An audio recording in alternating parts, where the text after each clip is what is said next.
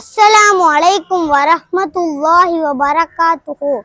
உலகத்தில் உள்ள எல்லா முஸ்லிம்களும் பயந்து நடுங்குகின்ற நாள் என்றால் அது மறுமை நாள்தான். இந்த உலகத்தில் ஒரு சின்ன தவறு செய்தாலும் கூட நாளை மறுமையில் இறைவனின் பிடியில் சிக்கியே ஆகுவோம். மனிதன் தவறு செய்யக்கூடியவனாக இருந்தாலும் அந்த தவறுக்கு இறைவனிடம் மன்னிப்பு கேட்டு இறைவன் அதை மன்னிக்க வேண்டும். நபி இப்ராஹிம் அலைஹிஸ்ஸலாம் அவர்கள் கூட நாளை மறுமையில் தனது பாவங்கள் மன்னிக்கப்பட இறைவனிடம் பிரார்த்தனை செய்தார்கள். இறைவன் அந்த பிரார்த்தனையை திருக்குர்ஆனில் சொல்கிறான். ரப்பனா கஃபிர்லி வலிவாலிதைய வலில் முஃமினீன யௌம யகூமுல் ஹிசாப். எங்கள் இறைவா, என்னையும் எனது பெற்றோரையும் நம்பிக்கை கொண்டோரையும் விசாரணை நடைபெறும் நாளில் மன்னிப்பாயாக.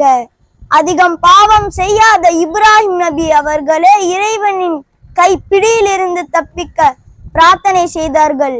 நாமும் அதிகமாக அந்த பிரார்த்தனையை மனனம் செய்து ஒவ்வொரு நாளும் கேட்க வேண்டும்.